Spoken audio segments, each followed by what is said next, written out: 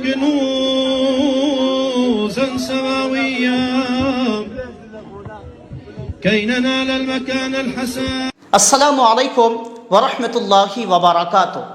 عراق کے قریب موصل کے الحمدانیہ میں ایک دردناک واقعہ پیش آیا جو بہت ہی دردناک تھا، جو کہ ایک عیسائی آبادی ہے، لیکن ہم تمام مسلمانوں کے لیے اس میں ایک بہت بڑی عبرت کی بات ہے، ایک بہت بڑا سبق ہے کہ دیکھتے ہی دیکھتے ایک شادی ہال میں 113 لوگوں کی موت ہو جاتی ہے. تو آئیے جانتے ہیں کہ اصل واقعہ وہاں پہ کیا پیش آیا تھا جس کی وجہ سے 113 لوگوں کو اپنی جان سے ہاتھ دھونی پڑی. اس شادی ہال میں تقریباً 1000 سے 1100 لوگ مہمان تھے. شادی اچھی جا رہی تھی، سب کچھ اچھا چل رہا تھا. لوگ اس شادی میں شرکت کر کے اور شادی ہال کے ڈیکوریشن، دلہا اور دلہن کو دیکھ کر خوشی کا اظہار کر رہے تھے. وائرل ویڈیو میں دیکھا جا سکتا ہے کہ جہاں پہ دلہا اور دلہن میوزک کی آواز پہ خوشی خوشی ڈانس کرنے لگے تھے. اسی رقص کے دوران آپ دیکھ سکتے ہیں کہ دلہا اور دلہن کے قریب آتش بازیاں کی گئی اور اسی آتش بازی میں سے ایک چھت سے ٹکرا گیا، کیونکہ چھت میں بہترین طریقے سے ڈیکوریشن کیا گیا تھا. اچانک آگ لگ گئی اور ہر طرف پھیل گئی، کیونکہ یہ سب سینڈوچ پینل ونائل شیٹس اور فائبر سے بنا تھا. ہر چیز نے آگ پکڑ لی اور لوگوں کے سروں پر گرنے لگی، اور دیکھتے ہی دیکھتے چند سیکنڈ میں ہی آگ پورے ہال میں پھیل گئی. اور شادی ہال میں جو سینکڑوں لوگ موجود تھے، جو دلہا اور دلہن کی ڈانس کو بڑے ہی مزے سے دیکھ رہے تھے اور خوشی کا اظہار کر رہے تھے، اس کے بعد آگ کی شکل میں خدائی عذاب ان پر آ پہنچی. اس کے بعد افراتفری کا عالم تھا. ان ویڈیوز کو دیکھنے سے ایسا لگنے لگے گا آپ کو بھی، اگر آپ دیکھیں گے قیامت سا ماحول ہے، خدائی عذاب نازل ہو رہی ہے، لوگ اپنی جان بچانے کی کوشش میں لگے ہوئے ہیں کہ لوگ ادھر سے ادھر بھاگ رہے ہیں اپنی جان بچانے کے لیے، لیکن بھاگنے کی جگہ نہیں مل رہی ہے. اسی طریقے سے ایک ویڈیو میں دلہا اور دلہن اور الگ الگ مہمانوں کو ڈانس فلور پر گرتے جلتے ملبے سے بچتے ہوئے دکھایا گیا ہے. اس کے کچھ دیر بعد بجلی چلی گئی، کیونکہ آگ اس قدر بھیانک لگی تھی کہ بجلی جانا یقینی تھا، جس سے اور بھی کچھ دیکھنا مشکل ہو گیا اور باہر نکلنا تو اور بھی زیادہ مشکل ہو گیا، جس کے بعد لوگوں کے لیے بچنا اور بھی زیادہ مشکل ہو گیا کہ بھاگے تو کدھر بھاگے، آخرکار باہر کا راستہ کیسے تلاش کرے.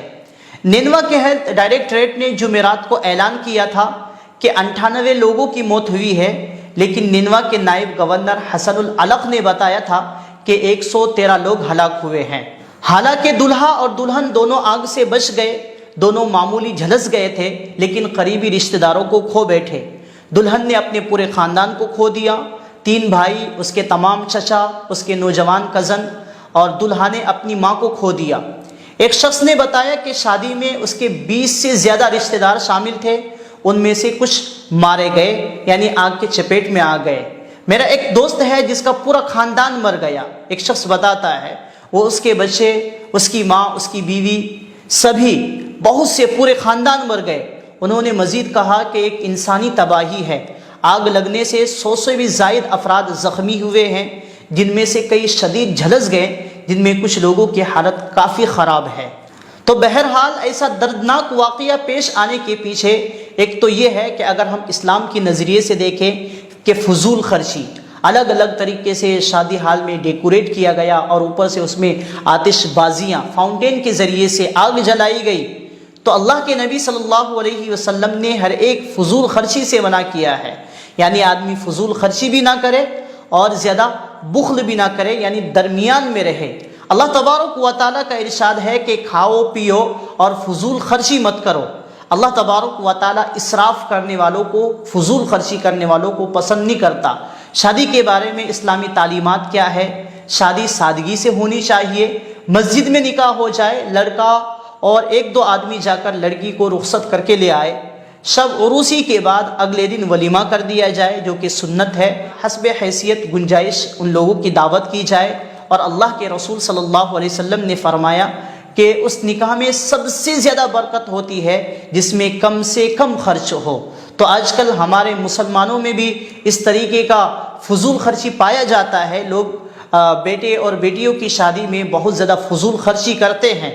اگر آپ ان فضول خرچی کو بچا کر، یعنی جو آپ فضول خرچ کرنے والے ہیں اپنے بیٹے یا بیٹی کی شادی میں، تو ان کو بچا کر آپ وہی پیسے کسی غریب بچی کی شادی میں لگا دیں تو انشاءاللہ اس کا ثواب آپ کو ضرور ملے گا اور نجات کا بھی ذریعہ بنے گا۔ اللہ تعالیٰ آپ کو جنت میں اعلیٰ سے اعلیٰ مقام دے گا انشاءاللہ۔